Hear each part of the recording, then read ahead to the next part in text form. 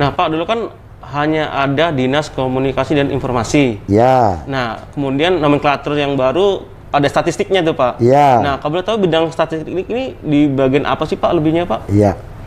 Jadi mungkin begini, kita melihat dulu urusan wajibnya. Sebetulnya Kominfo ini, Dinas Kominfo ada, bisa bilang ada 4 ya. Pertama Informasi dan Komunikasi Publik, IKP. Urusannya ya, bukan bidangnya, urusannya. Kemudian ada informatika, kemudian ada persandian, dan ada statistik. Jadi kalau ditanya yang statistiknya ini apa, kita kembali merujuk ke Undang-Undang Statistik. Undang-Undang Statistik mengajukan, memaparkan ada 3 jenis.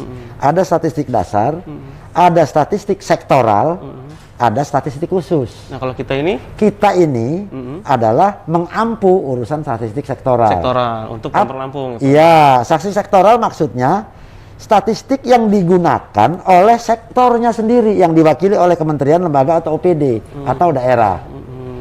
Misalnya, kalau statistik dasar yang diemban oleh, semuanya BPS ya, yang mengampu ini BPS, pembina teknisnya BPS, tapi BPS lebih kepada statistik dasar.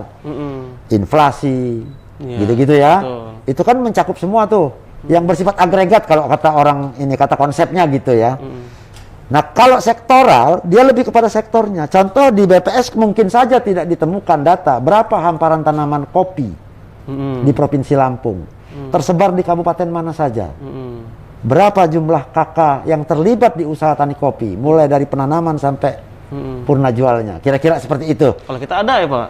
Itulah karena dia tupoksinya dinas, dia harusnya menjadi produsen data. Buat dinasnya dan buat Dinas Kominfo. Yang ada urusan statistiknya. Ini diatur di PP 16 seingat saya, yang mengatur tentang perangkat daerah. Nah, itu dirumpunkan statistik itu ke Kominfo dalam kaitan untuk proses diseminasi atau publikasinya. Kenapa dia ditaruh di Kominfo, kira-kira gitu.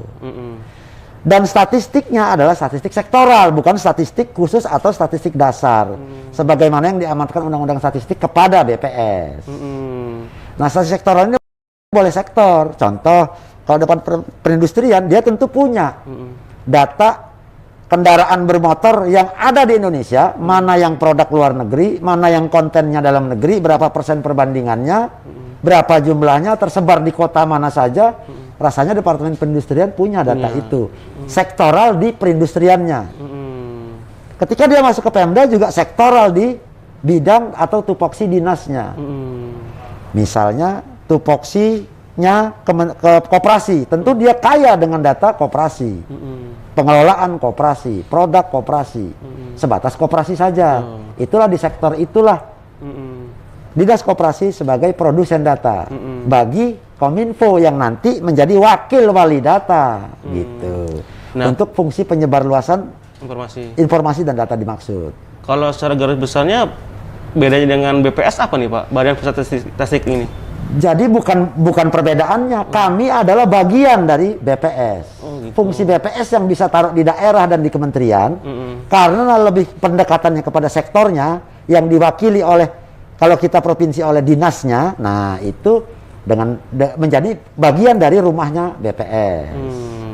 Makanya pembina teknis kami adalah BPS. Kalau kami ingin membangun data, sebaiknya memang berkonsultasi dengan BPS.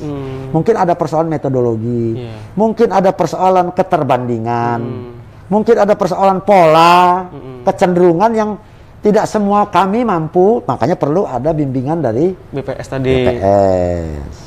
Oke.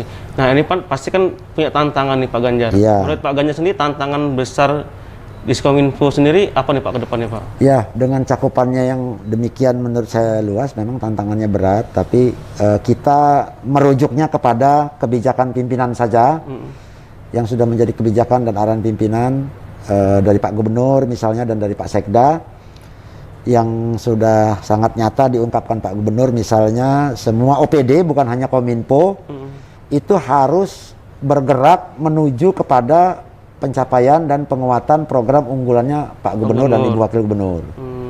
Contoh, apa sih yang relevan buat Kominfo misalnya? Smart Village. Kita lihat di mana relevansinya, di mana Kominfo bisa berperan. Misalnya seperti itu. Ketika desa-desa sudah menginstal, sudah mulai berkiprah dengan layanan berbasis digitalnya, maka dia akan mendorong, bahkan sedikit memaksa dalam tanda kutip pemerintahan kecamatan dan kabupaten untuk juga ke arah berbasis digital. Digital tadi. Iya. Kalau desanya sudah, kecamatannya sudah, maka kabupaten menyeluruh. Akan menyeluruh. Nah, ketika kabupaten menyeluruh, maka provinsi mau tidak mau juga akan seperti itu. Karena kerangka regulasinya memang memungkinkan. Misalnya kita punya Perpres 95 tahun 2018 tentang sistem pemerintahan berbasis elektronik. Itu yang menjadi basis regulasi semua OPD, semua Pemda, kabupaten, provinsi, dan bahkan desa dengan undang-undang desa didorong ke arah transformasi layanannya ke arah digital. Nah, Pak, mungkin prioritas apa nih Pak dalam waktu dekat, terutama di tahun 2021 nih Pak?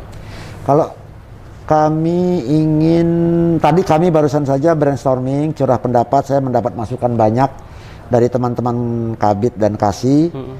Agak seru juga diskusinya tadi, curah pendapatnya.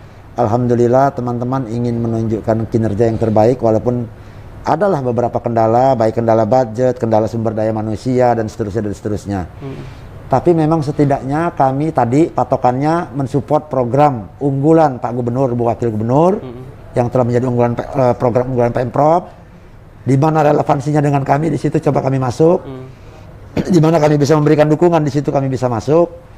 Nah, yang setidak-tidaknya itu yang pertama yang kita coba ini kan. Yang kedua, yang memang fungsi khasnya dari masing-masing urusan yang diampu oleh Dinas Kominfo.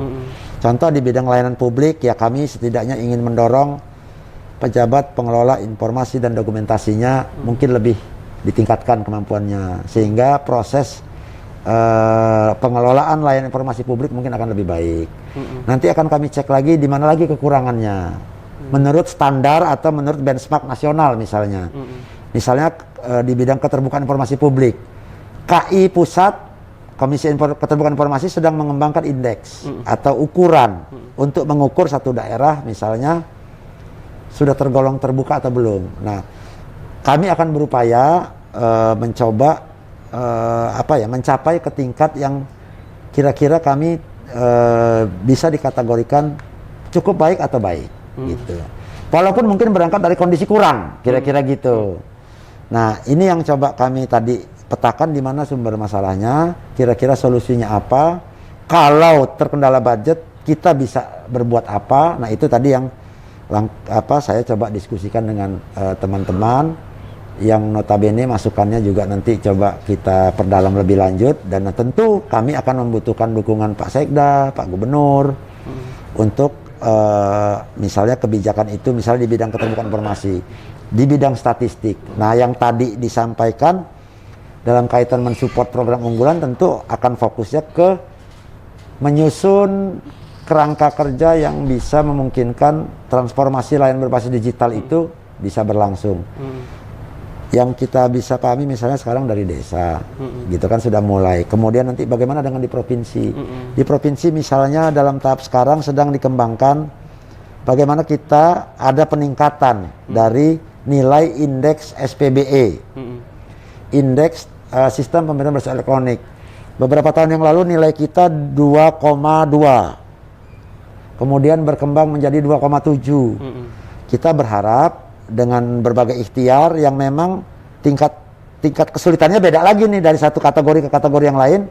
Nah, ini tadi yang coba kami pecahkan bersama-sama, baik bidang yang bersangkutan, bidang SPBE maupun tadi semua curah pendapat gitu loh, dengan harus seperti apa gitu untuk meningkatkan misalnya nilai dari 2,7 ke 3 gitu. 3 ini optimis, moderat atau pesimis gitu kan. Ya tadi kita ambil yang moderat sajalah. Misalnya kalaupun tidak 3 dari 2,7 kita menjadi 2,9 misalnya gitu. Upayanya Pak? Upayanya nanti tinggal dilihat indikator apa yang harus diperkuat. Kalau untuk mencapai 3, karena mencapai 3 dengan mencapai 2,5 beda. Gitu. Nah, ketika mencapai 3 dia mungkin agak beda indikatornya dengan ketika mencapai 25. Karena indeks SPBE itu populer disebut juga dengan indeks kematangan e-government, gitu. Nah itu yang mungkin kami tadi dibantu banyak teman-teman Kabid untuk menggagas itu, merumuskan itu dalam langkah yang konkret. Bisa dapat 2,9 sama 3 ini kira-kira seperti apa? Dengan sumber daya yang bagaimana di tengah suasana refocusing ini? Di tengah misalnya kemungkinan terburuk harus ada refocusing, kita akan seperti apa? Apa kita koreksi dari 3 menjadi 2,9 atau tetap atau gimana? Kira-kira seperti itu.